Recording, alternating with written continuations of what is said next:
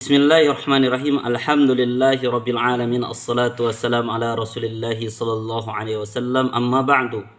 Insyaallah fi hadzal yaum sanadkhul ila al-hadis as-sadis wa 20. Naam, sanadkhul ila al-hadis as-sadis wa 20 min kitab Umdatul Ahkam di Syekh Abdul Ghani Al-Maqdisi. Naam.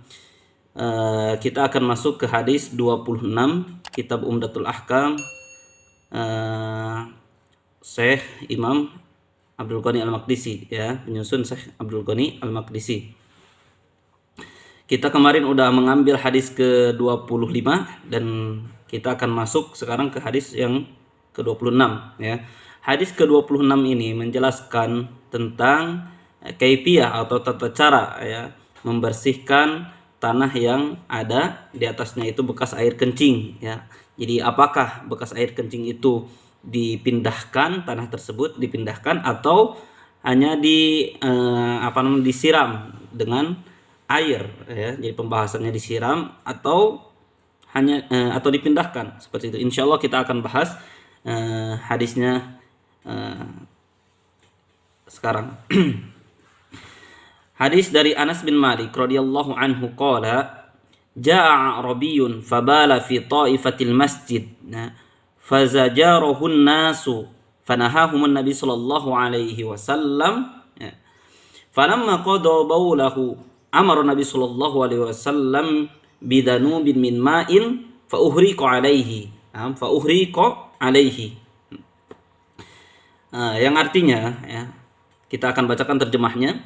Hadis ini dari Anas bin Malik, ya, bahwa Anas berkata, seorang Arab Badui datang lalu kencing di pojok masjid, ya. Datang orang Arab Badui kemudian kencing di pojok masjid, ya. Maka orang-orang yang hadir pun ingin mengusirnya, ya. Tetapi Nabi Muhammad SAW melarang mereka, ya. Setelah orang itu selesai dari kencingnya, Nabi Muhammad SAW minta setimba air lalu menyiram pada berkas kencing tersebut, ya. Jadi ketika para sahabat dengan Rasulullah di masjid, ya, datang seorang Arab Badui, ya, yang kebiasaan orang Arab Badui itu tidak tidak mempunyai ilmu yang banyak seperti yang berada di di kota Madinah, ya. Kalau orang Arab Badui itu tinggalnya itu di padang pasir, ya. Orang tinggalnya itu di padang pasir, jauh dari keramaian manusia yang di sekitaran Madinah, sangat jauh seperti itu. Jadi tidak tahu ada tentang tentang masjid dan yang lainnya, sunnah-sunnah, ya, seperti itu. Karena kejahalannya atau kebodohannya seperti itu, ya. Kemudian ketika datang ke masjid, ya, kemudian orang Arab Badui itu kencing di pojokan masjid, ya. Fazajarahun nas, kemudian para sahabat yang ada di sekitarnya itu, di sekitar Rasulullah sallallahu alaihi wasallam, ya, sekitaran masjid juga, mengusirnya, ya. Mengusirnya dengan suara yang lumayan lantang, ya, mengusirnya. Fazajarahun nasu, ya, mengusirnya dengan suara yang lantang agar tidak kencing di sana. Akan tetapi Rasulullah sallallahu alaihi wasallam melarang para sahabat supaya tidak memberhentikan orang Arab Badui itu dari kencingnya, ya. Kenapa? Rasulullah Shallallahu Alaihi Wasallam melarang para sahabat untuk tidak mengusirnya atau tidak memberhentikannya si orang Arab Badui itu dari kencingnya, ya. Yang pertama mungkin bisa jadi kalau orang Arab Badui ini diberhentikan ketika kencingnya secara tiba-tiba atau secara langsung, ya, itu akan membuat madorotnya lebih besar, ya, madorotnya lebih besar yang akan menimpa si orang Arab Badui ini, ya, akan menimpa orang Badui ini lagi kencing, kemudian diberhentikan secara langsung, itu akan membuat nantinya itu penyakit bagi orang Arab Badui ini.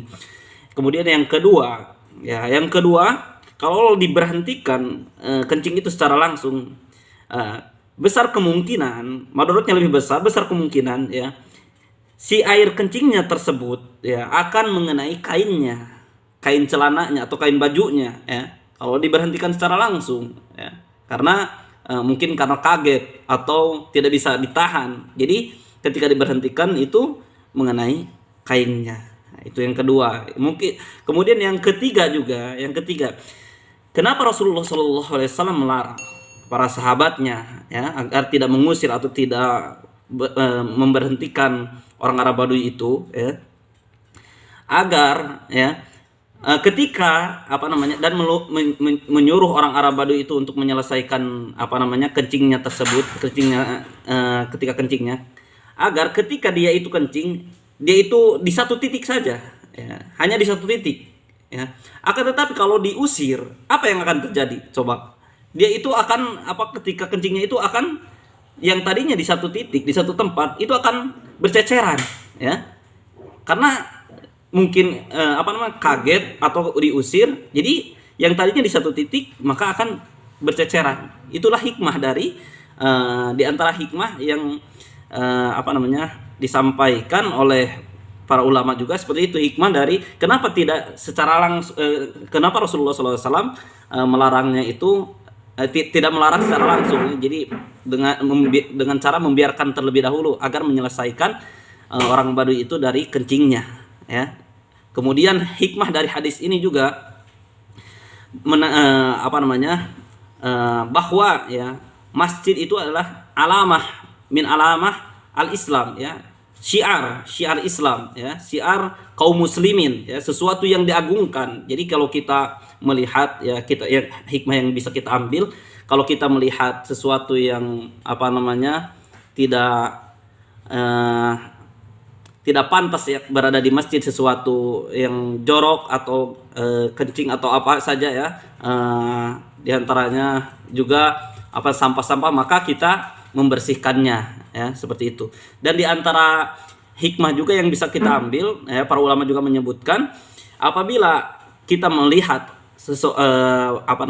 seseorang kencing di masjid ya, kita tinggal apa di hadis itu ya, tinggal mengguyurnya atau menyiramnya air kencing tersebut ya. Jadi tidak perlu dipindahkan ya, tanahnya itu tidak perlu dipindahkan, atau apa namanya keramiknya nggak perlu dipindahkan juga, cukup hanya menyiramnya saja. Apalagi kalau sekarang itu kan pakai keramik ya, insya Allah lebih gampang. Kalau kemarin itu di zaman Rasulullah itu hanya menyiramnya saja, kalau sekarang bisa dipel seperti itu ya.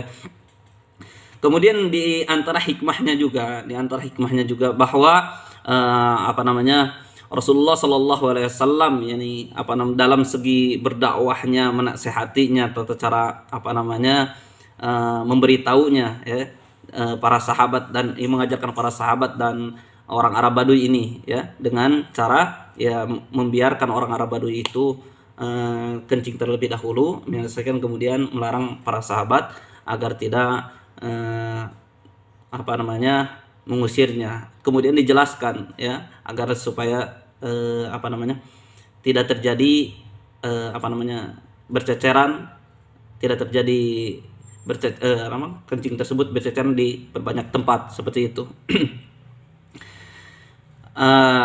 Dan yang lainnya ya, masih banyak hikmah-hikmah yang mungkin bisa diambil dari hadis ini ya. Kemudian bisa kita lihat lagi di bukunya ya, Kitab Umdatul Ahkam, banyak sekali di sana hikmah-hikmah, di antaranya yang barusan disebutkan. Insyaallah untuk kali ini dicukupkan sekian. Barakallahu fikum, jazakumullahu khairan katsira. Assalamualaikum warahmatullahi wabarakatuh.